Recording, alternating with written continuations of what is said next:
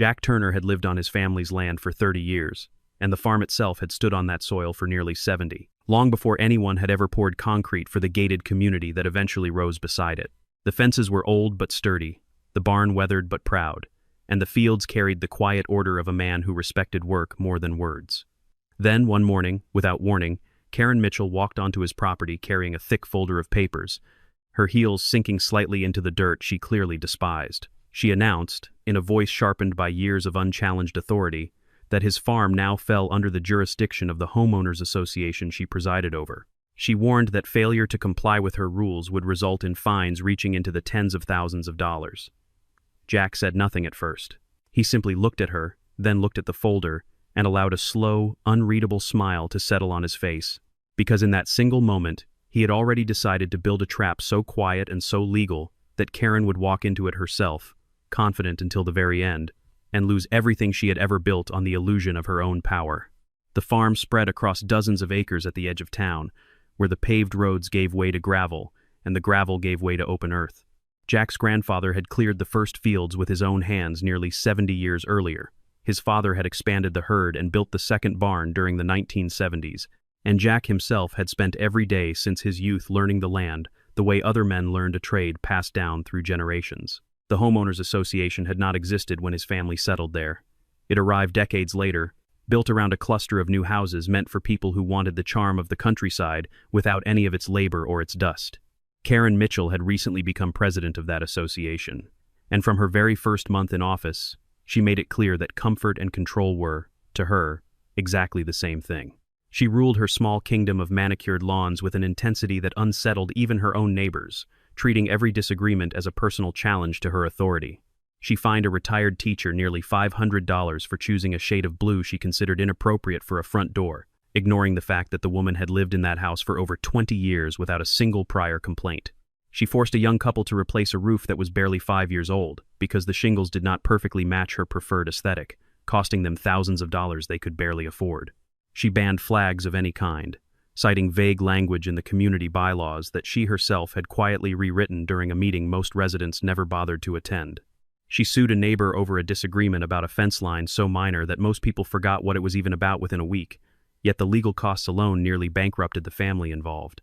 People in the neighborhood spoke of her in hushed tones, not out of respect, but out of a genuine fear of becoming her next target. Conversations at the mailbox grew short whenever her car appeared down the street, and children learned early that certain topics were simply not discussed within earshot of anyone who might report back to her. Her meetings ran with the rigid discipline of a courtroom rather than a community gathering, and disagreement was rarely tolerated, let alone welcomed. Over time, silence became the safest response to almost everything she proposed, and that silence only deepened the sense of untouchable authority she had built around herself. Jack, however, was untouched by her influence, because his property had never belonged to the association in the first place. It stood outside her authority entirely, a fact that irritated her more than she cared to admit to anyone, including herself. She saw his land not as a neighbor's home but as an anomaly, a stubborn patch of independence sitting beside her carefully constructed order of matching mailboxes and uniform lawns. To Karen, Jack was an inconvenience, a thorn lodged in the side of her otherwise obedient community, a living reminder that her control had limits she refused to accept. She could not fine him. She could not summon him to her meetings. She could not force him to repaint anything or trim a single tree on his own land. And that alone made her resent him more than she resented anyone else on her long list of grievances, because his quiet independence exposed the fragile nature of the power she had spent years constructing. Every time she drove past his property on her way into the subdivision, she felt a small, persistent irritation at the sight of his old fences and his weathered barn standing exactly as they had for decades, unaffected by her rules. Karen had built her entire identity around the idea that order meant control, and that control meant obedience from everyone around her, without exception. She had grown up in a household where compliance was rewarded and questions were discouraged, and somewhere along the way she had come to believe that authority, once granted, should never be questioned again. Her position as association president gave her a sense of purpose she had never quite found elsewhere in her life, and she guarded that purpose with a fierceness that unsettled anyone who tried to push back. Jack's farm, sitting stubbornly outside the boundaries of her influence, represented the one piece of the puzzle she could not force into place, and that single unresolved detail gnawed at her more than she ever admitted aloud. One afternoon, While reviewing a set of updated property maps for the association during a routine planning session, Karen noticed something that made her sit up straighter in her chair. The farm's boundary lines pressed directly against the newer subdivision, closer than she had ever previously considered during her years of casual dismissal of Jack's existence. An idea began to form in her mind, quiet and dangerous, the kind of idea that grows in people who mistake ambition for entitlement and confidence for legal authority. She traced the border with her finger, imagining what it would mean to bring that land, and the man who owned it fully under her command at last. A faint smile crossed her lips, as she whispered to herself that if she could just find a way to fold that farm into the association's territory, there would be no one left in the neighborhood who did not answer to her in some form. She began sketching notes in the margins of the map, calculating how she might reframe the boundary lines to suit her purposes, even if it meant bending the truth further than she had ever bent it before. She told herself it was a matter of consistency, of order, of protecting the value of every home in her carefully governed community. In reality, it was nothing more than the next step in a pattern of control she had followed for years without ever facing a single consequence. Karen wasted no time turning her idea into action, and within days, she arrived at Jack's farm with a small procession of association members trailing behind her like an entourage assembled purely for effect. She carried a binder of rules, a stack of freshly printed citations, and a map that had clearly been altered to suit her narrative, the lines redrawn just enough to blur the true boundary between his land and the subdivision.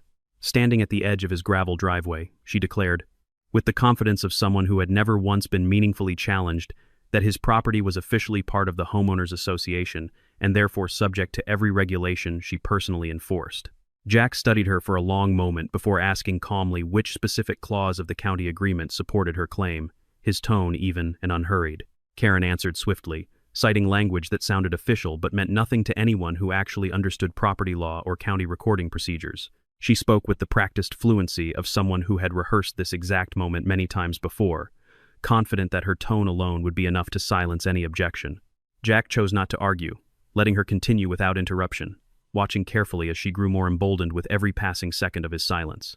He recognized even then that her performance revealed far more than she intended, and he allowed her to keep talking. Emboldened by his silence, Karen pressed forward with a list of demands that grew more absurd by the sentence, each one delivered with the same unwavering certainty. She insisted that he remove his horse stable because it violated an aesthetic standard meant for suburban yards, not for a working farm that had housed animals long before her subdivision existed. She ordered him to repaint his equipment, shed a shade of gray she claimed matched the community's approved palette, despite the shed sitting hundreds of yards from the nearest association home. She demanded he trim decades-old oak trees that had never caused a single complaint until she personally decided they offended her sense of order and symmetry. She told him to tear down sections of fencing that had marked his property lines since before either of them was born, insisting they clashed with the modern design of the neighborhood. Finally, she handed him an invoice detailing overdue association fees, structural violation fines, and administrative penalties that together approached $40,000, a number she read aloud with a strange note of satisfaction in her voice. Jack accepted the folder without protest, offering only a quiet, unaffected word of acknowledgement as he flipped through the pages one by one. Karen interpreted his composure as surrender, and she left his property with the satisfied posture of a woman who believed she had just conquered new territory, without lifting more than a pen. She spoke to the other association members on the drive back, painting herself as a leader who had finally brought order to a stubborn holdout that had resisted her guidance for years. But those who watched Jack closely that afternoon noticed something Karen failed to see entirely. His calm was not the calm of defeat, but the calm of a man who understood far more than he was willing to reveal in that moment, and who had already begun turning her arrogance into evidence against her. As her car disappeared down the gravel road, Jack folded the invoice carefully and placed it in a drawer inside his kitchen. Next to a growing collection of documents he intended to use very differently than Karen ever imagined. One of the association members who had trailed behind Karen that day, a quiet woman named Susan Bradley, lingered near the driveway for a moment after the others had already climbed back into their vehicles. She glanced at the old barn, the neat rows of fencing, and the fields stretching out toward the horizon, and something about the scene seemed to trouble her, though she said nothing at the time. She had joined the association only a year earlier, drawn by promises of community and shared values, and watching Karen issue demands to a man whose family had clearly worked this land for generations left her with an uneasy feeling she could not quite name. She climbed into her car without a word, but the image of Jack's calm, steady expression stayed with her long after she drove away. That evening, Jack drove into town to see David Collins, a real estate attorney he had known since childhood and trusted with the kind of matters most people never wanted to face alone. Sitting across from each other in David's modest office, surrounded by shelves of thick legal volumes, the two men spread out copies of county records, historical property surveys, and the original agreements establishing the homeowners association decades earlier. David examined every document with the patience of a man who had seen countless disputes unravel from small inconsistencies, and it did not take long before the inconsistencies in Karen's claims became impossible to ignore. The boundary map she used bore no resemblance to the officially recorded lines filed with the county recorder's office nearly 40 years earlier. David explained, with a controlled frustration that mirrored Jack's own, that Karen had clearly manipulated a copy of the map to make it appear as though Jack's farm intersected with the association's jurisdiction. The documents she relied on carried no legal standing whatsoever, since they had never been filed, notarized, or acknowledged by any county authority responsible for recording property lines. If Jack simply confronted her with these facts and pursued legal action immediately, David warned, Karen would likely claim the entire situation was an innocent misunderstanding, a simple clerical mistake rather than a deliberate scheme designed to expand her authority. She had likely used that excuse before, and given her position of influence within the association and her reputation for confident persuasion, some people might even believe her version of events. Jack asked the question that had been building in his mind since the moment Karen stepped onto his land that morning. Was there a way to let her continue on this path until her own actions destroyed her credibility beyond any possibility of denial or excuse? David's expression shifted into something between amusement and calculation, the look of an attorney who understood that patience, when paired with precision, could be more powerful than any immediate confrontation. He suggested that instead of stopping Karen right away, they let her escalate her behavior under carefully documented conditions, allowing her arrogance to build a case far stronger than anything Jack could construct through argument alone. Jack agreed without hesitation, and by the end of that evening, the two friends had begun quietly shaping the outline of a plan that would let Karen's own overconfidence become the very weapon used against her. David explained that the key would be documentation, patience, and restraint, three qualities Karen herself possessed none of. They discussed timelines, potential witnesses, and the kinds of evidence that would hold weight in front of a judge or county official. As the night wore on, the plan grew clearer, and Jack drove home with a quiet resolve that had nothing to do with anger and everything to do with certainty. David pulled out a legal pad and began sketching a rough timeline, marking each stage of what he expected Karen to attempt next based on the pattern of behavior he had already observed in the citations she issued. He explained that people who abuse a position of authority rarely stop at a single overreach, because the absence of resistance almost always convinces them to push further, testing the limits of what they can get away with. He predicted that Karen would eventually attempt some form of physical action against the property itself, since paperwork alone had clearly failed to produce the kind of surrender she expected from Jack. Jack listened carefully, absorbing every detail, understanding that the coming weeks would require a level of patience he had never been tested on before, not even during the hardest seasons the farm had faced. In the days that followed, Jack made a deliberate choice to appear as compliant and unthreatening as possible, allowing Karen to believe she had already won completely. He accepted every citation she issued without argument, signing acknowledgement forms exactly as she requested, and made no attempt to challenge the fabricated fines that continued arriving in his mailbox week after week. Each act of apparent submission only deepened Karen's confidence, convincing her that Jack was simply another resident too tired or too intimidated to resist her authority any longer. Encouraged by what she believed was total control, she began adding new penalties, inventing additional requirements, and increasing the financial pressure with a speed that revealed just how far she intended to push him. Behind the scenes, however, Jack was quietly building the foundation of an undeniable case, piece by piece, day by day. He installed discreet security cameras along the perimeter of his property, capturing every visit, every conversation, and every vehicle that came near his fences at any hour.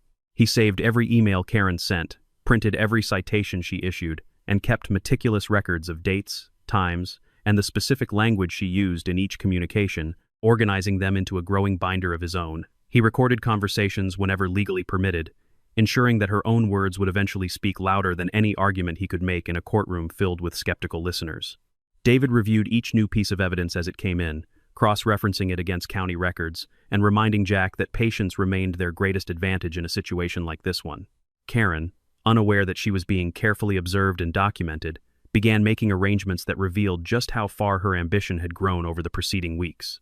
She contacted a private contractor to discuss removing sections of Jack's property she considered inconsistent with association standards, speaking as though the farm already belonged entirely to her jurisdiction and always had. She scheduled equipment, arranged workers, and began planning an operation to physically alter Jack's land without ever obtaining legitimate authority to do so from any county office. She even drafted a memo to the association board outlining her timeline for what she called necessary corrections, using language that made her overreach sound like routine maintenance. Anyone watching closely could sense that Karen was approaching a line she would not be able to step back from once she crossed it, and Jack understood that the moment she did, there would be no explanation capable of saving her from what was coming. Jack spent several evenings that week walking the perimeter of his property with a small notebook, marking the exact locations where his cameras offered the clearest view of the fence line and the main gate. He tested the recording equipment twice, making certain that both audio and video quality would hold up under scrutiny if the footage ever needed to be presented in a courtroom. He also began keeping a written log of his own, noting the date and time of every citation received, every phone call from association representatives, and every visit from Karen or her associates. David reviewed the log each week, occasionally suggesting small adjustments to ensure that nothing Jack collected could later be dismissed as incomplete or improperly obtained. Karen called an emergency meeting of the Homeowners Association on a Tuesday evening, standing before the small crowd gathered in the community clubhouse with the confidence of someone accustomed to unanimous agreement. She announced that the farm at the edge of the neighborhood would soon undergo what she called necessary corrections to bring it into alignment with community standards long overdue for enforcement. No one in the room raised an objection, partly out of habit and partly out of the quiet fear she had cultivated over the years, through fines and lawsuits and public humiliation. Satisfied with the silence that followed her announcement, Karen proceeded to finalize her plans, treating the lack of resistance as full and enthusiastic approval for whatever she intended to do next.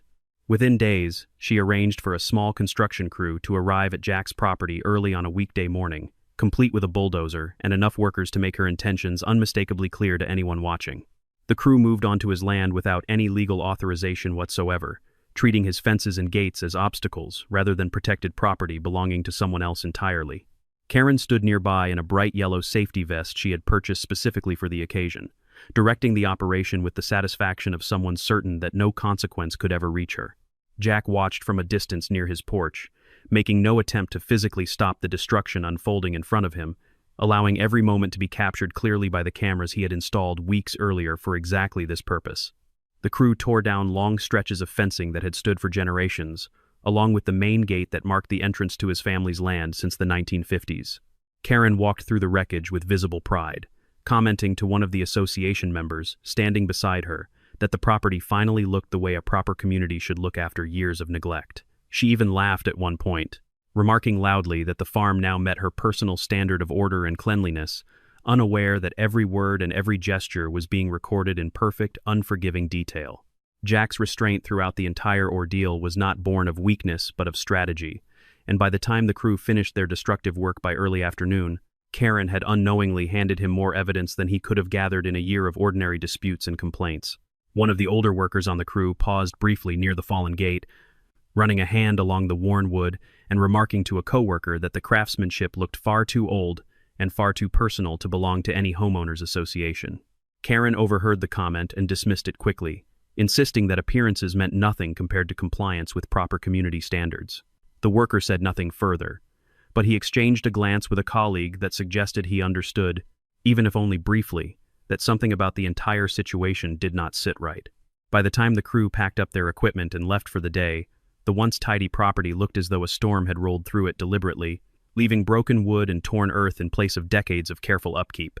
The following morning, Jack contacted both the local sheriff's department and the county inspector's office, requesting an official review of what had taken place on his property the previous day. Karen arrived at the scene with the same unwavering confidence she always carried, presenting a folder of association bylaws as though they alone could justify the destruction of another person's land and fencing. The county inspector, a soft-spoken man who had handled property disputes for over 20 years, listened politely before asking a simple, direct question: could she produce the official annexation documents proving that the farm had ever legally become part of the homeowners association? Karen hesitated, her composure faltering for the first time since the entire scheme began weeks earlier, because no such documents existed anywhere in the county's official records. The atmosphere shifted immediately, the quiet authority Karen once carried beginning to dissolve under the weight of a single unanswered question hanging in the air. Jack calmly presented his own set of documents, including his original deed, historical land records dating back 70 years, and the county's certified boundary maps that had never once included his farm within the association's territory. The inspector examined each document carefully, comparing them against Karen's altered map, page by page, and it did not take long for the discrepancies to become impossible to overlook or explain away.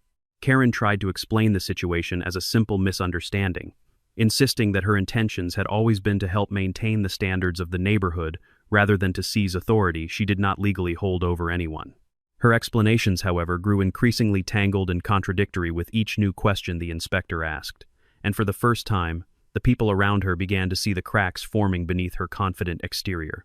Mark Evans, the association's vice president, stood quietly at the edge of the gathering, watching the exchange unfold with an expression that revealed years of suppressed doubt finally rising to the surface. He had followed Karen's leadership for a long time, telling himself that her methods, however harsh, were ultimately meant to protect the community. But watching her scramble for answers she clearly did not have, he began to question everything he had once accepted without hesitation. The county inspector requested copies of the altered map so that his office could compare it directly against the certified records stored downtown, a request Karen tried to delay by claiming the document was still being finalized. Jack calmly reminded everyone present that she had already presented that very same map days earlier, as though it were an official and complete record, a detail that drew a long silence from the small crowd gathered near the driveway. The sheriff's deputy standing nearby made a note in his small notebook, glancing up at Karen with an expression that had shifted from routine procedure to genuine scrutiny. Karen's voice, once steady and commanding, began to waver slightly as she realized that every excuse she offered only seemed to deepen the hole she had dug for herself in front of witnesses who would remember every word. David arrived shortly afterward, carrying a thick folder containing everything he and Jack had quietly compiled over the previous weeks of careful documentation. Inside were certified county records, proving the farm had never belonged to the association, printed copies of emails revealing Karen's true intentions and awareness of her own fraud, minutes from association meetings documenting her repeated abuses of power over the years, and footage captured by the cameras Jack had installed along his property line. The video evidence was particularly damning, showing Karen fully aware that the farm sat outside her jurisdiction, yet still directing workers to tear down fencing that did not belong to her or the association she represented. Among the emails David presented was one in which Karen had written to a colleague weeks earlier that no one would ever bother checking the actual property records before the work was completed. The room fell into stunned silence as the weight of what they had just witnessed settled over everyone present, including several board members who had defended Karen without question for years. Mark studied the documents carefully, his expression shifting from disbelief to quiet anger as the truth became undeniable in front of the entire gathered crowd. For the first time since Karen took office 3 years earlier, someone within her own organization began to distance themselves from her publicly, recognizing that her actions had crossed a line no explanation could ever repair. News of the meeting spread quickly through the small community over the following days, and the other members of the homeowners association began re-examining decisions they had previously accepted without question or hesitation. As they dug deeper into the association's financial records, they discovered that Karen had misused community funds to cover personal legal expenses, hiring a private attorney under the pretense of protecting community interests, while actually shielding herself from the consequences of her own reckless actions. They found altered financial statements, inconsistent meeting minutes that did not match audio recordings some residents had quietly kept, and a clear pattern of decisions that consistently benefited Karen far more than any resident she claimed to serve so faithfully. Each new discovery added weight to a case that had already grown far beyond a simple property dispute between two neighbors. Residents who had once paid every fine without question began comparing notes, realizing that many of the penalties issued over the years followed no consistent standard at all, only Karen's shifting personal preferences. A few residents even discovered that fines issued against them had never been properly recorded with the association's official treasurer, raising further questions about where exactly that money had gone. The sense of betrayal spread quickly through the neighborhood, replacing years of quiet fear with a growing and unified anger. A small group of residents began meeting privately in the evenings, comparing old citation letters and bank statements, piecing together a pattern that stretched back nearly 3 years. They discovered that Karen had approved contracts with vendors who, according to public business records, were owned by close relatives of hers, a detail no one had thought to question while she held unquestioned authority. They found that landscaping invoices had been paid twice in several instances, with the difference quietly transferred into an account tied to her personal finances. Every new document uncovered added another thread to a pattern that could no longer be dismissed as coincidence or clerical error, and the residents who had once feared her now felt only a growing determination to see the matter through to its conclusion. One resident, a retired accountant named Robert Hayes, volunteered to organize the growing pile of financial records into a clear timeline that could be presented to the board, and if necessary, to county investigators as well. He worked through evenings and weekends, cross-referencing bank statements against meeting minutes, building a spreadsheet that laid out years of questionable transactions in plain, undeniable terms. When he finally presented his findings to the board, the room grew quiet in a way that felt different from the tense silences of Karen's earlier meetings, this time heavy with the sober recognition of just how long the deception had gone unnoticed. Robert's careful work became one of the central pieces of evidence used in the civil proceedings that followed, transforming vague suspicion into documented fact that no one could reasonably dispute any longer. Karen attempted to defend herself at the following board meeting, insisting that every decision she made had been guided by a genuine desire to protect the community's values and property values alike. Her explanations, however, no longer carried the persuasive force they once did, especially in the presence of documented evidence directly contradicting her claims in front of a room full of skeptical faces. Members who had once nodded along with her every word now sat in uncomfortable silence, unwilling to publicly support someone whose credibility had collapsed so completely and so quickly.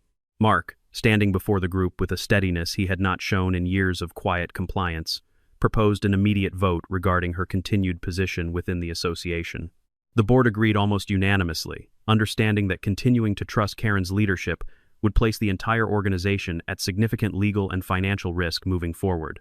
County officials opened a separate inquiry into the unauthorized destruction of Jack's fencing and the fraudulent claims she had made regarding his land and its supposed inclusion in association territory. Civil action against her became inevitable once the extent of her deception became clear to everyone involved, with multiple parties now prepared to hold her accountable for the damage she had caused over the years. For a woman who had spent years believing herself untouchable, the sudden collapse of her authority arrived with a speed that left her struggling to comprehend how quickly everything had unraveled around her. The vote proceeded swiftly, stripping Karen of her presidency that very evening and initiating a formal investigation into her handling of association funds and property decisions dating back years. Word of her removal spread through the neighborhood before the sun rose the next morning, carried from porch to porch by residents who could hardly believe the woman they had feared for so long now stood exposed and powerless. Some felt a quiet satisfaction, while others simply felt relief, as though a weight they had carried for years had finally been lifted from their shoulders without warning. Karen sat alone in her car in the clubhouse parking lot long after the meeting ended, staring at the darkened windows of a building she had once entered with unquestioned authority. She replayed the events of the past few weeks in her mind, searching for the exact moment things had begun to slip out of her control, but no single moment stood out clearly enough to blame. The truth, though she was not yet ready to admit it fully to herself, was that the unraveling had begun the very first day she decided that a stubborn old farm and its quiet owner were obstacles to be conquered rather than boundaries to be respected. By the time she finally drove home that night, the neighborhood she had once ruled so completely already felt like a place she no longer recognized. As the investigation deepened over the following weeks, Karen's financial situation began crumbling alongside her reputation, forcing her into decisions she never imagined having to make in her entire life. She sold her car to cover mounting legal fees within the first month, and shortly afterward found herself taking out a loan against her own home, just to keep pace with the growing costs of her defense against multiple claims. Her insurance provider denied coverage for the damages caused during the unauthorized destruction of Jack's property, citing the clearly deliberate nature of her actions as sufficient grounds for refusal. Even her personal attorney, once confident in her ability to smooth over the situation with charm and connections, eventually withdrew from the case entirely, unwilling to continue representing someone whose own words and actions had already condemned her so thoroughly. Friends who had once accepted invitations to her dinner parties stopped returning her calls, and acquaintances who had once praised her leadership in front of others now crossed the street to avoid an uncomfortable conversation. She found herself increasingly isolated, spending long hours alone in a house that suddenly felt far too large and far too quiet for one person. The confidence that had once carried her through every meeting and every confrontation seemed to drain away a little more with each passing week, replaced by a growing awareness that the consequences she had always assumed would never reach her were now standing directly at her door. She began to understand, perhaps for the first time in years, what it felt like to be on the receiving end of the very fear she had spent so long inflicting on others. Jack's case moved through the courts with a clarity that left little room for argument, supported by documentation so thorough that even Karen's remaining defenders found it impossible to dispute any longer. The judge ruled decisively in his favor after reviewing weeks of evidence, ordering Karen to pay full restitution for the destruction of his property, along with covering all legal fees Jack had accumulated throughout the lengthy ordeal. Additional court costs were assessed against her, adding further weight to a financial burden that had already grown far beyond anything she could comfortably manage on her own. As word of the ruling spread through the community and beyond, several other residents who had suffered under Karen's years of excessive fines and unjust penalties began filing their own claims against her one after another. Each new lawsuit chipped away at whatever remained of Karen's standing within the community, transforming her from a feared authority figure into a cautionary example, discussed in hushed conversations across the entire neighborhood and beyond. The very people who once trembled at the mention of her name now spoke of her with a mixture of disbelief and quiet satisfaction, watching as the consequences of her own arrogance finally caught up to her after years of unchecked behavior. What began as an attempt to seize control over land she had no right to claim ended instead with the complete unraveling of everything she had built her identity around for years. Karen Mitchell, once the unquestioned ruler of her small suburban kingdom, found herself facing a reality she had never prepared for, one in which power without honesty could not survive contact with the truth for very long. In the months that followed, Jack focused his attention on restoring what had been taken from him, treating the process with the same quiet determination that had guided him through every challenge Karen created over the preceding weeks. He rebuilt the fencing along the property line personally, replacing every post and rail exactly as his father and grandfather had once built them decades earlier with the same careful attention to detail. He repaired the main gate at the entrance of the farm, restoring the same simple design that had welcomed visitors to the property for generations of his family before him.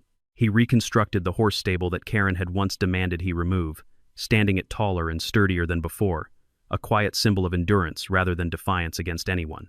Neighbors who had once avoided speaking to Jack out of fear of drawing Karen's attention began approaching him with quiet apologies over the following weeks, admitting that they had stayed silent for far too long while watching her abuse her position of trust. Some confessed they had suspected something was wrong from the very beginning, but lacked the courage to challenge her authority directly, fearing they would become her next target for punishment. Jack accepted their words without bitterness or judgment, understanding that fear had a way of silencing even good people when someone wielded power without any real accountability attached to it.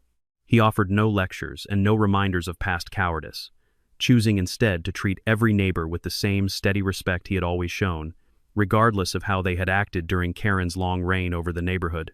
Mark Evans was elected as the new president of the Homeowners Association shortly after Karen's removal, stepping into the role with a clear intention to rebuild trust within a community that had grown weary of fear and favoritism. During his first address to the residents, held in the same clubhouse where Karen had once announced her plans for Jack's farm, he spoke plainly about the mistakes of the past. He acknowledged that the association had allowed itself to be shaped by fear rather than fairness for far too long, and he promised a different approach going forward, one built on transparency and shared decision-making rather than unilateral control.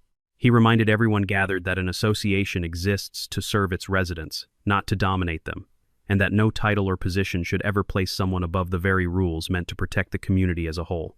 His words carried a weight that resonated deeply with people who had spent years living under the constant threat of arbitrary punishment and unpredictable fines.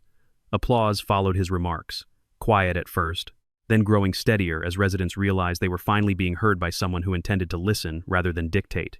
Jack, for his part, showed no interest in celebrating his victory or drawing attention to what he had endured over the preceding months of quiet struggle. He never spoke publicly about the lawsuits, the investigations, or the dramatic collapse of Karen's authority, choosing instead to return to the quiet rhythm of his daily life on the farm he loved. Each morning, he woke before sunrise to tend to his animals, walk his fields, and maintain the land exactly as his family had done for 3 generations before him, undisturbed by the noise of what had happened. His victory was not measured in headlines or public recognition, but in the simple continuation of a life he had fought quietly and patiently to protect from someone who never should have threatened it in the first place. Those who watched his story unfold understood that his strength never came from confrontation, but from patience paired with an unshakable respect for the truth, even when the truth took time to reveal itself fully. He never raised his voice, never sought public revenge, and never allowed anger to dictate his choices. even when provoked by someone determined to take everything he had built over a lifetime. On a quiet evening, nearly a year after Karen first walked onto his land with her folder of false authority, Jack stood at the newly rebuilt gate and watched the sun settle behind the tree line, painting the fields in soft shades of orange and gold. David stopped by that evening, as he sometimes did, and the two men sat on the porch steps talking about nothing in particular, the way old friends often do when the weight of a long struggle has finally lifted. David remarked that he had handled many property disputes over the years, but few had ever unfolded with the kind of quiet precision he had witnessed in this one, precision born not from cleverness but from Jack's refusal to let anger cloud his judgment even once. Jack simply nodded, his eyes fixed on the horizon, and said that he had never wanted a fight in the first place, only the simple right to be left alone on land his family had earned through decades of honest work. The farm continued on much as it always had, the animals fed each morning, the fields tended each season, the fences standing straight and true against the passing years. Occasionally, a new resident of the subdivision would ask about the story, having heard fragments of it from longtime neighbors, and would be surprised to learn that the quiet man who kept to himself at the edge of town had once stood at the center of a legal battle that reshaped the entire community's understanding of fairness. Jack rarely spoke of it directly, preferring instead to let the rebuilt fences and the thriving fields speak for themselves. In his mind, the matter had been settled the moment the truth came fully into the light, and everything that followed was simply the natural order of things returning to where it always belonged. Instead, he trusted that facts, properly gathered and properly presented at the right moment, would eventually speak louder than any lie constructed to hide them from view. In the end, that trust proved to be the very foundation upon which his quiet victory was built, brick by brick, document by document, camera angle by camera angle. The farm stood exactly as it always had, older than the subdivision beside it, older than the association that once tried to claim it, and stronger now for having survived the attempt entirely. Those who believe that power can replace the law often forget one simple truth that history repeats again and again in quiet corners of ordinary neighborhoods. The law may remain silent for a long time, allowing arrogance to grow unchecked and unchallenged, convincing those who abuse it that they will never face any real consequence for their actions. But when the law finally speaks, it never needs to raise its voice or make a spectacle of itself to be heard clearly by everyone watching. The truth alone is enough to wash away even the deepest arrogance, leaving behind only the quiet, undeniable weight of consequence for those who mistook silence for permission.